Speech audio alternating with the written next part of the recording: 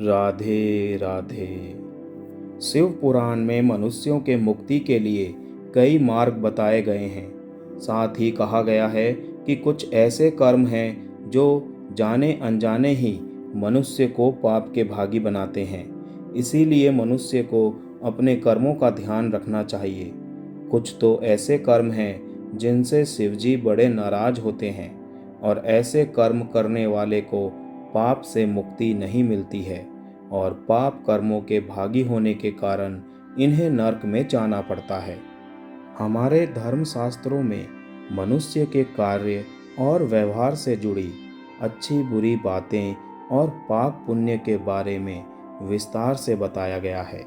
शिव पुराण में मनुष्य के आचरण से जुड़ी ऐसी बातें बताई गई हैं और इन्हें पाप के तुल्य माना गया है। शिव पुराण के अनुसार इनमें से कोई एक कार्य करने पर भी वो स्त्री या पुरुष पाप का भागीदार माना जाता है।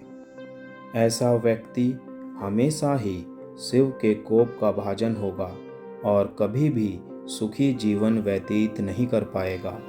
यहाँ तक कि आप अपने मस्तिष्क में जो सोच रहे होते हैं वो भी भगवान से छुपा नहीं है। इसीलिए भले ही बात और व्यवहार में आपने किसी को नुकसान ना पहुंचाया हो, लेकिन अगर मन में किसी के प्रति कोई दुर्भावना है या आपने किसी का अहित सोचा हो तो यह भी पाप की श्रेणी में आता है। आइए जानते हैं कौन सी हैं ये चीज़ें जिन्हें पाप के समान माना गया है। वीडियो में आगे बढ़ने से पहले आप सभी से मेरा अनुरोध है, मेरे चैनल को सब्सक्राइब करके बेल आइकन को ज़रूर प्रेस कर दीजिएगा। तो चलिए दोस्तों, वीडियो में आगे बढ़ते हैं। शिव पुराण में बताया गया है कि दूसरों के पति या पत्नी पर बुरी नज़र रखना या उसे पाने की इच्छा करना भी पाप की श्रेणी में रखा गया है। ऐसा करना तो दूर, मनुष्य को इस बारे में सोचने तक से पाप लगता है। इसीलिए मन में अच्छी भावना रखना सबसे बड़ा धर्म है। गुरु, माता पिता, पत्नी या पूर्वजों का अपमान भी आपको कभी भूलकर नहीं करना चाहिए।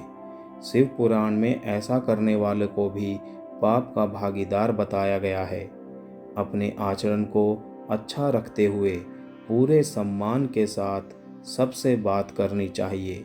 गुरु और बड़ों का आदर करने वाला उत्तम स्थान पाता है। शिव पुराण में बताया गया है कि शराब पीना, गुरु की पत्नी पर नज़र रखना, दान की हुई चीज़ें या धन वापस लेना महापाप है। ऐसे पाप करने वाले को भगवान शिव कभी भी क्षमा नहीं करते। इसीलिए ऐसे कर्मों से मनुष्य को दूर रहना चाहिए। हमें सदैव अपनी मेहनत से अर्जित किए गए धन का उपभोग करने के बारे में सोचना चाहिए। दूसरों का धन अपना बनाने की चाहत रखना भी भगवान शिव की नज़र में अक्षम्य अपराध और पाप है। दूसरों के धन पर अधिकार करना और उसे पाने की चाहत रखना भी मनुष्य को नरक में ले जाता है। गलत तरीके से दूसरे की संपत्ति हड़पना, ब्राह्मण के घर या मंदिर की चीज़ें चुराना या गलत तरीके से हथियाना भी पाप माना जाता है। ऐसा करना तो दूर, मन में विचार भी नहीं लाना चाहिए।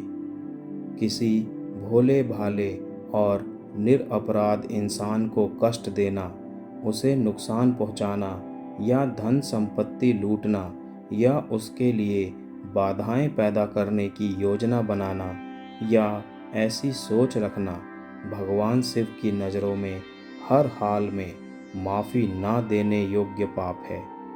शिव पुराण के अनुसार जिस प्रकार आप किसी का बुरा नहीं करने के बावजूद उसके लिए बुरी सोच रखने के कारण भी पाप के हकदार और दंड की श्रेणी में आ जाते हैं, उसी प्रकार भले ही आपने अपने कार्य से किसी का बुरा ना किया हो, लेकिन आपकी बोली अक्षम्य पापों का हकदार भी बना सकती है।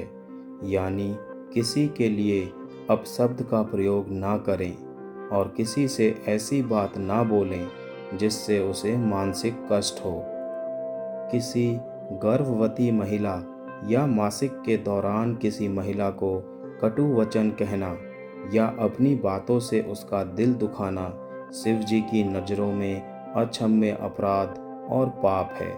गर्भवती महिलाओं का दिल बहुत कमज़ोर होता है। ऐसी हालत में उनसे कोई भी ऐसी बात नहीं करनी चाहिए जिससे उनका दिल दुखे। इससे उसके होने वाले बच्चे पर भी बुरा असर पड़ सकता है। ऐसे समय में किसी महिला से बुरा व्यवहार करने पर दोहरे पाप के भागी बनते हैं। जय श्री कृष्ण।